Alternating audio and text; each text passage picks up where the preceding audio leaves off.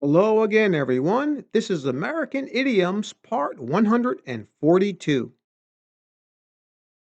This is Part 142 in my American Idiom series. And like the others, I'll present five idioms to you numbered 706 to 710. But first, I'll give you a chance to guess their meanings. Then I'll give you the answers along with an additional example for each new idiom.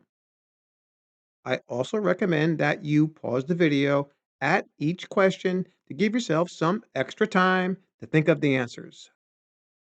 So, are you ready? Okay, here we go. Number 706, a swan song. And the example is many of the rock group's fans are wondering whether their next album will be their swan song because the lead singer is getting old. Can you guess the meaning?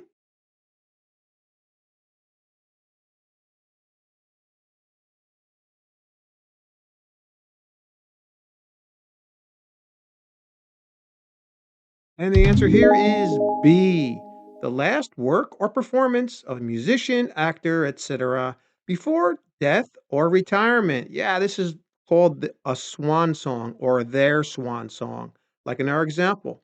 This is what the fans are wondering here. Is this going to be their swan song? Okay, because the lead singer here is getting old. So he's probably going to retire. Okay, so they're wondering about, hmm, this is probably the band's swan song. Here's another example.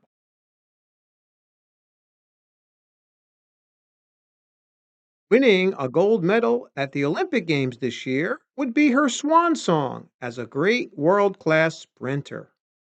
So we have another last performance for someone. In this case, she's a sprinter. Okay.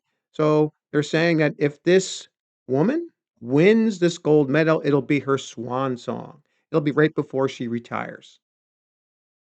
Okay. And now for number 707, have a dog in the hunt.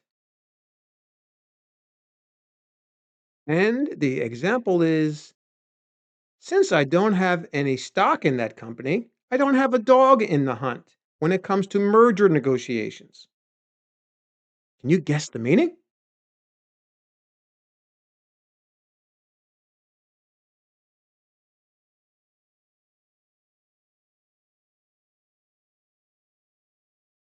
And the answer here is C, to have some vested interest in or something to gain by a given situation.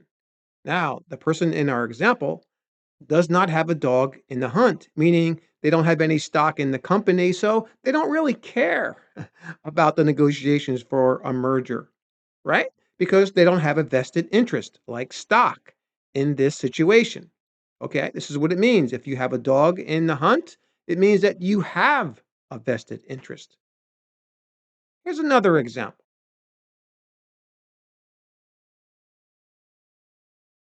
Since both of my sons are attending that school, I definitely have a dog in the hunt when it comes to selecting its new principal.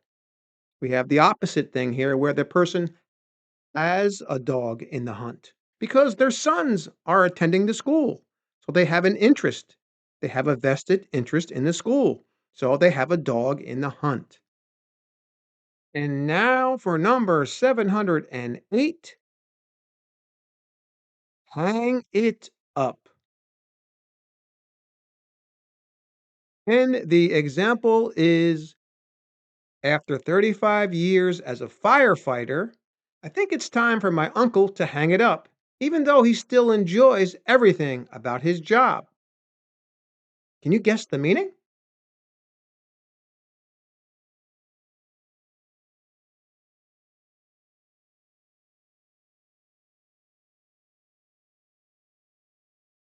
And the answer here is A, to quit or retire from a job or pursuit.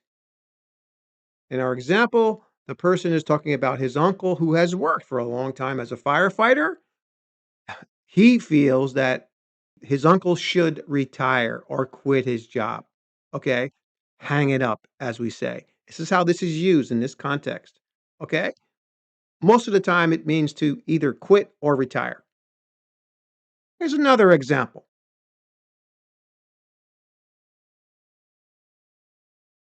Several serious injuries forced that promising young football player to hang it up at only 24. In this case, the serious injuries are forcing this player to retire early. He's only 24 years old. Okay. So hang it up in this particular context means to retire or quit. And now for number 709, knock one's socks off. And the example is my favorite band played at the rock concert I attended last night, and they really knocked my socks off. You have to go see them if you get a chance. Can you guess the meaning?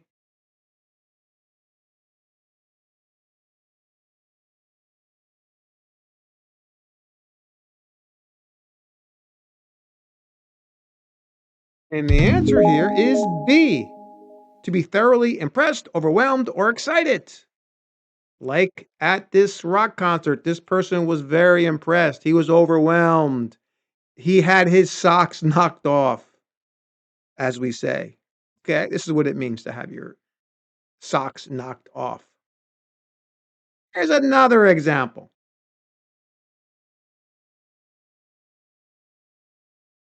Professor Berardi's new solar powered invention will surely knock your socks off when you see it. You're going to be so impressed by this new invention by Professor Berardi here that's going to knock your socks off. You're going to be overwhelmed, right? You'll be so impressed. Okay, and now for our final idiom, number 710, underhanded. And the example is the governor is in serious trouble now that the newspaper has exposed his underhanded tactics in the past election. Can you guess the meaning?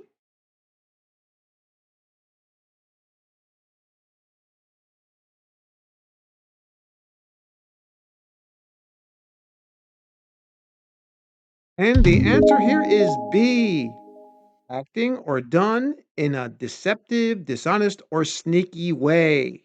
This is what underhanded means.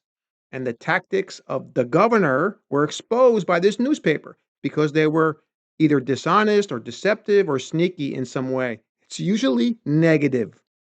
Let me say, it's always negative if something is done underhanded. Here's another example.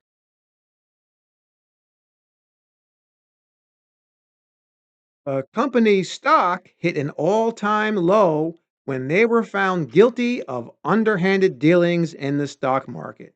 Okay, they were doing something dishonest in the stock market, and then it came out, and all of a sudden, their stock went really low to an all time low.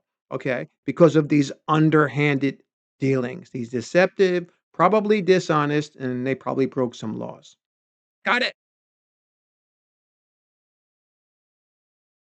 That's all for this video. Thanks again for subscribing, and please like and share the video to support the channel.